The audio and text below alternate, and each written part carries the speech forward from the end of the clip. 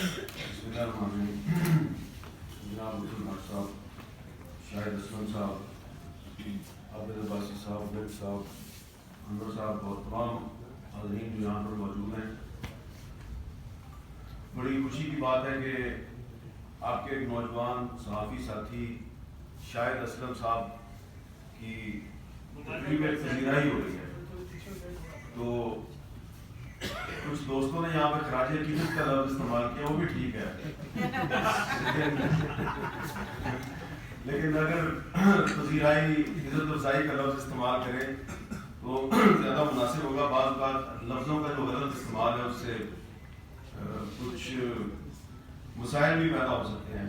میں شاہد اسلم صاحب کو زیادہ نہیں جانتا تھا, تو جب پتہ چلا کہ ان کو گرفتار کر لیا گیا تو میں نے ایک دو ساتھیوں سے پوچھا, تو انہوں نے بتایا کہ یہ وہی ہے جو پہلے دی نیوز میں کام کرتے تھے. پھر میں نے ان کا فہد شہباز صاحب کا ایک کلپ دیکھا, اور ابتدائی طور پہ میں نے صرف ایک ٹویٹ کیا ان کے سپورٹ میں. جیسے ہی وہ ٹویٹ ہوا تو کچھ ہی دیر میں مجھے اتنی کالیں آنی شروع ہو گئیں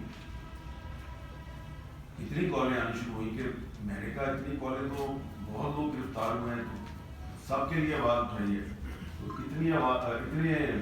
اتنا فیڈ بیک تو کسی کی وجہ سے نہیں آیا. تو اس بندے میں ایسی کیا خاصیت ہے؟ تو پتہ چلا کہ ان پر یہ الزام ہے کہ انہوں نے جنرل قمر جاوید باجوہ کے جو ایسٹس ہیں اس کے بارے میں وہ خبر کی ہے. تو میں تو فوراً ان کا مداح بن گیا.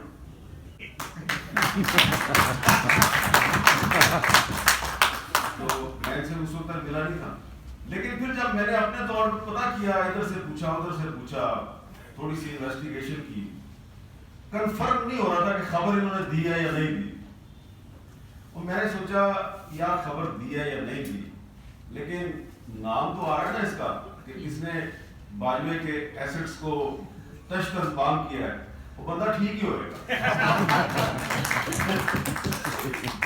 اس کے بعد پھر ایک جگہ پہ میں نے ذکر کر دیا, کہیں پہ کوئی فنکشن تھا, تو مجھے ایک منسٹر صاحب نے کال کی, اور وہ بڑے جناب میرے ساتھ, میری ان سے بڑی پرانی شناسائی ہے. تو انہوں نے مجھے اپنی طرف سے سمجھانے کی کوشش کی, اور بتا رہے ہیں کہ جناب یہ اس چینل سے اس کا تعلق ہے جس چینل نے آپ پہ یہ الزام لگایا, اور آپ پہ توہین رسالت کا الزام بھی لگایا. میں نے کہا ہاں یہ مجھے پتا ہے. تو انہوں نے کہا کہ یہ بندہ ٹھیک نہیں ہے. میں نے کہا یار چلے آپ کو چینل کی پالیسی سے اختلاف ہو سکتا ہے, مجھے بھی ہو سکتا ہے, لیکن بندہ جو ہے آپ یہ دیکھیں اس پہ الزام کتنا زبردست اور خوبصورت الزام ہے. وہ منسٹر صاحب نے کہا اچھا میں تھوڑی دیر بعد فون کر رہا تھا, فون بند کر لیا.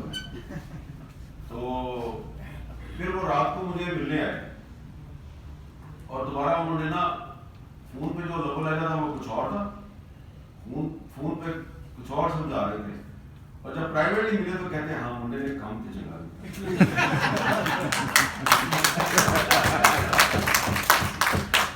میں نے کہا یار آپ سے بڑی مہربانی, آپ سے بڑی مہربانہ گزارش ہے اپنی منافقت ختم کر دیں. میں کہا میں تو اس کو جانتا ہی نہیں, اور مجھے ابھی تک یہ کنفرم نہیں ہو رہا کہ خبر اس نے دی ہے یا نہیں دی, کیونکہ وہ احمد نورانی جو ہے وہ بھی بار بار اناؤنسمنٹ کر رہے ہیں کہ اس نے مجھے کوئی ڈیٹیل نہیں دی.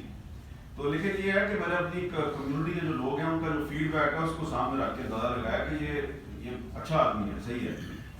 پھر میں نے کالم لکھ دیا, تو پھر اصل فون آنے شروع ہوئے, اصل والے آپ سمجھتے ہیں. تو وہ پھر ایک لڑائی شروع ہو گئی جس کا میں نے ان کو نہیں بتایا کس سے کیا لڑائی ہوئی. تو انہوں نے مجھے ایک بات کہی, انہوں نے کہا جناب آپ اسد پور کو بھی اتنا نہیں جانتے تھے, آپ نے تقریر کر دی اور بعد میں پھنس گئے.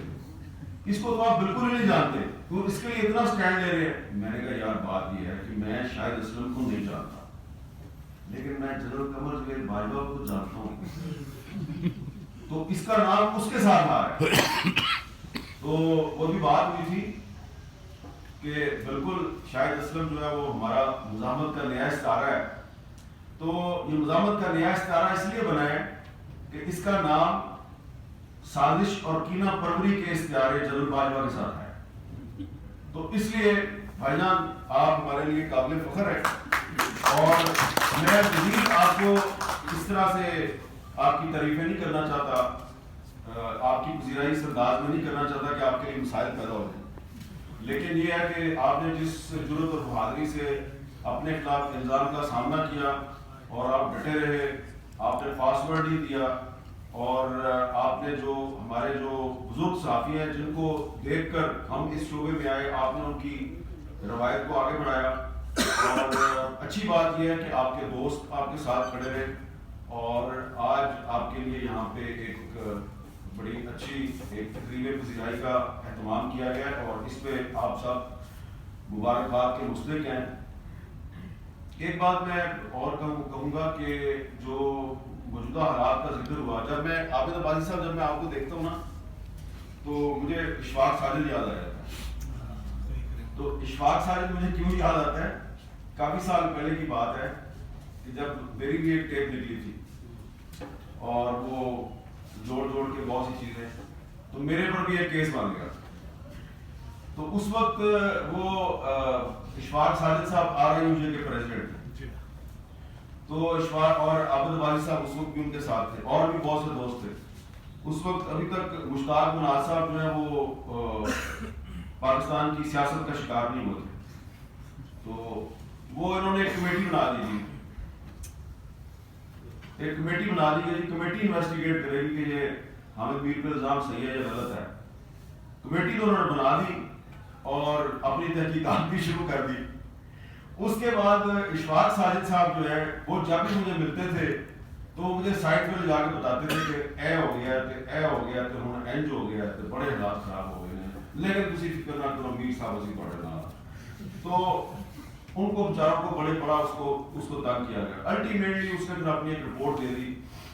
تو اس لیے جب یہ عابد عباسی صاحب کو میں دیکھتا ہوں نا تو ان کی جو ثابت قدمی ہے نا کہ یہ 2010 کی بات ہے شاید, تو یہ 2010 میں بھی یہ اسی طرح ایکٹیو تھے, اور اب 2023 آ گیا. اس دوران وہی جو کیس تھا 2010 والا, جس کا کہ ہائی کورٹ نے فیصلہ کر دیا تھا, لاہور ہائی کورٹ کے پریٹی بینچ نے, وہ دوبارہ کھولا 2017 میں, کیونکہ اس وقت بھی کچھ لوگ جو ہیں ہم سے ناراض تھے. اور پھر یہ اسلام آباد ہائی کورٹ کے جج صاحب کے حکم پہ پھر FIR درج ہوگی. تو پھر جو ہے نا دوبارہ جو ہمارے دوست ہیں یہ سارے, سلیم چودھری صاحب اس وقت زیادہ ایکٹیو تھے, تو وہ دوبارہ ہمارے ساتھ کھڑے ہوئے. علی رضا الوی صاحب پریزیڈنٹ تھے اس وقت RIUJ کے. تو یہ میں اس لیے آپ کو بات بتا رہا ہوں کہ جب کوئی آپ کے ساتھ مشکل میں کھڑا ہوتا ہے تو آپ کو وہ ہمیشہ یاد رہتا ہے, اور جو اس وقت مشکل وقت میں آپ کے ساتھ کوئی غلط کام کرتا ہے, منافقت کرتا ہے, وہ بھی آپ کو ہمیشہ یاد رہتی ہے.